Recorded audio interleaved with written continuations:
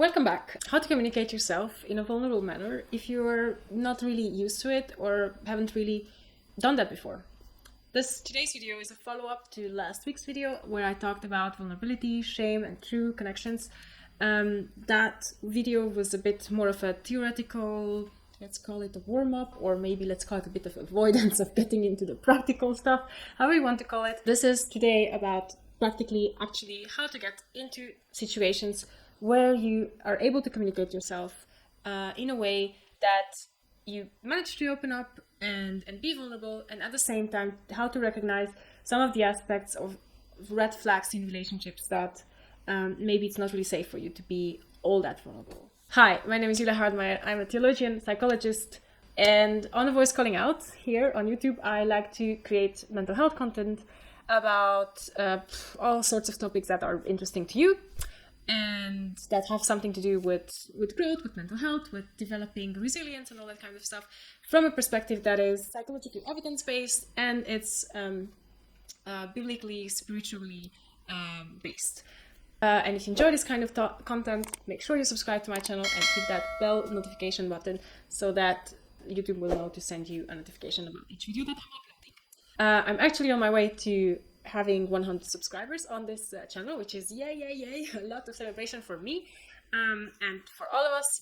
I would like you to send me ideas of myths that are either from theology myths or psychology myths or mental health myths or whatever things that you think, oh, is this a myth or is there something of substance there that I'm missing, and I will do a celebratory myth busting video, myth confirming video depending on the topics that you're sending me in. So make sure you do that.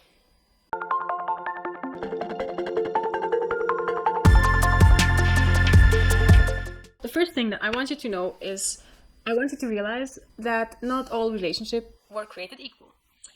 Vulnerability, if you choose to become a more vulnerable person, will not look the same with your boss, with your employees, with your wife, with your husband, with your kids, with your parents, no matter what age you are. It will not look the same because vulnerability has a direct correlation to the level of intimacy that you want to achieve in a relationship. And that is something for you to decide. There are obviously some kinds of relationships that are easier to decide about. Like, for example, if you are in a marriage, then you know that there's a high level of intimacy expected. But in a friendship, it's basically up to you two who are friends to decide how much you want to share in each other's lives. I actually have two different ways I'm experiencing these differences that are very interesting to me, at least. As a Hungarian living in Switzerland, I had to really adjust my expectations of how much intimacy is expected in a friendship, or in people that I thought are friends, or in general in the same situations they would be called friends in Hungary, but in Switzerland it's just generally a place where you take more time to form those kinds of friendships. And I had to realize that in order for me to have the same level of intimacy of friendships as I used to have in Hungary, I need to first realize that Swiss people are just not that fast in that process, so I have to be patient. And second of all, to be intentional about showing vulnerability, because vulnerability breeds vulnerability. I will get to this in a moment.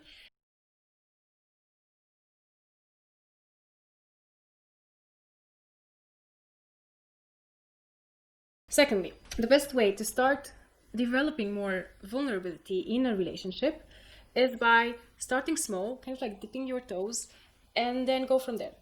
Because remember that relationships are dyadic processes. So you will have your side, but you will have another person who will respond to whatever you do. However you want to open up, that will also communicate to the other person how much they will want to open up, and so on.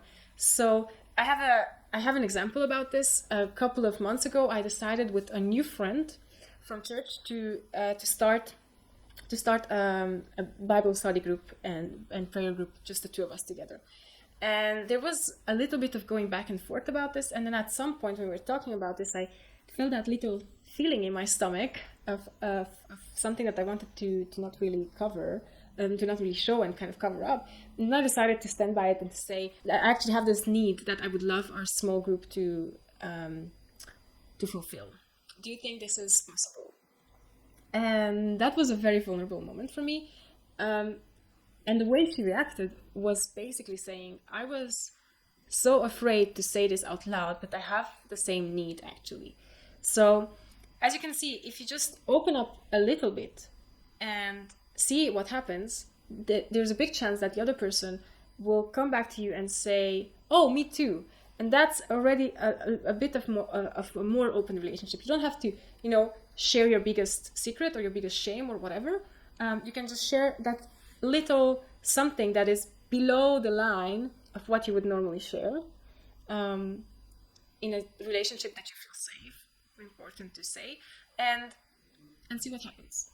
So if you open yourself up a little bit, there's a huge chance that the other person will too. And then step by step, you are getting into a more deeper and a more meaningful, more intimate relationship. Third, this is a very practical way you can ease yourself into opening up. I've learned this in my own life, and I think it really works great.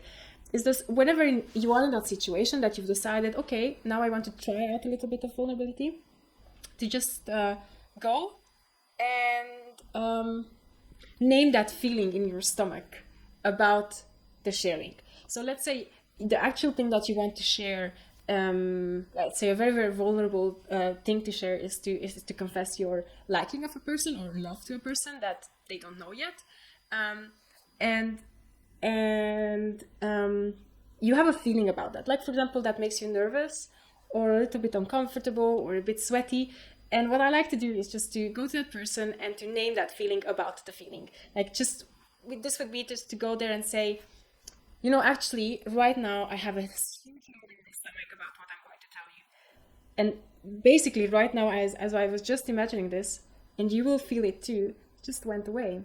Because that is already vulnerability. And that's a great way to kind of trick your brain into being in this vulnerable connection mode. And you can start with something as small as really just naming your feeling about the feeling. I'm uncomfortable about this.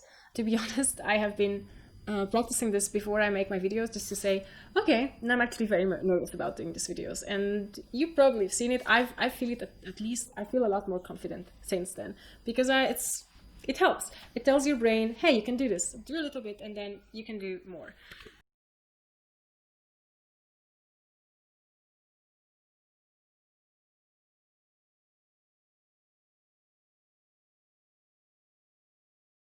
Fourth, and this is actually really just something practical, set the stage. Lay out some groundwork about, like what are the kind of relationships that you would like to be more vulnerable in?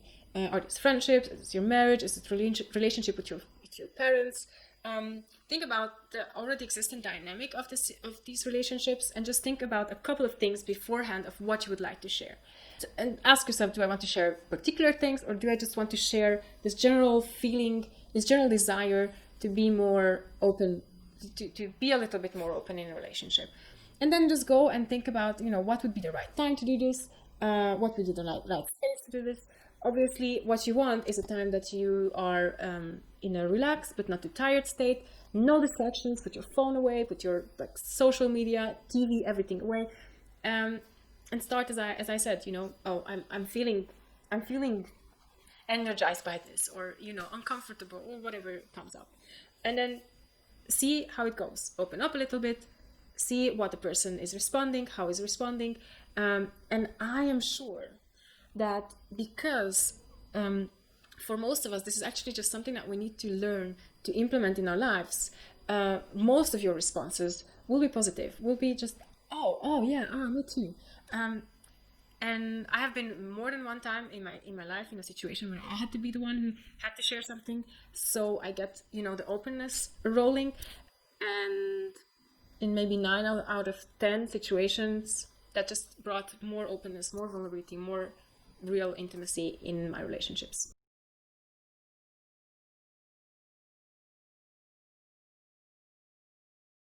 Number 5 is then the exception to the rule. Look out for the red flags and adjust your expectations accordingly. So not all of us are in the same process, in the same place in our process to be more vulnerable. And not, and as we learn, we as we open up, or we as we receive the openness of others, can make a lot of mistakes, and that can happen once, but with some kind of people that is even possible that it will happen on a regular basis. So if, for example, you have a group of friends and at one point you say, hey guys, actually, I don't have the budget to go out on a weekly basis. Could we maybe stay inside for a couple of weeks or stuff like that? If the reactions that come to this are shaming, mocking, or belittling, or kind of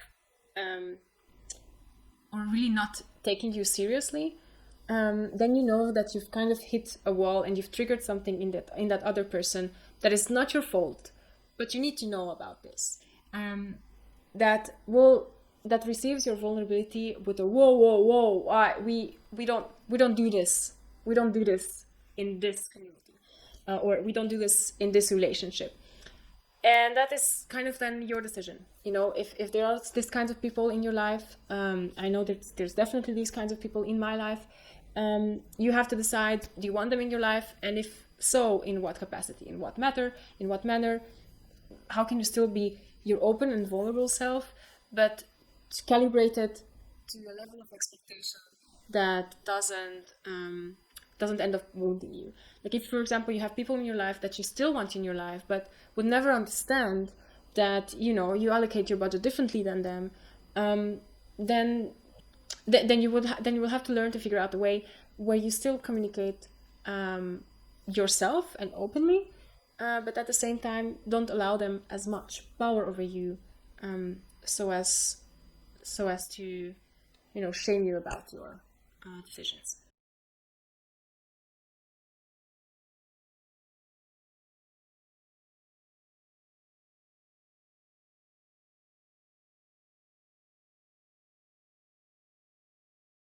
Okay, so these were my 5 points about how to start practicing a little bit more vulnerability in your relationships across the board. I truly hope this helped you and that this responds to your question. And if not, make sure you let me know. And this is me wishing you a great week until we see each other in my next video, and a great, I don't know how many times until we see each other in my comment section. And to take very, very good care of yourself, and don't forget to check back next week. Bye! If you don't know me yet, let me introduce myself. Let me introduce myself. I'm Julia Hardmeier. My name has already been spoken. I'm tired, so let's start this again. Look, I actually have this and this need that I would really love if our small group, which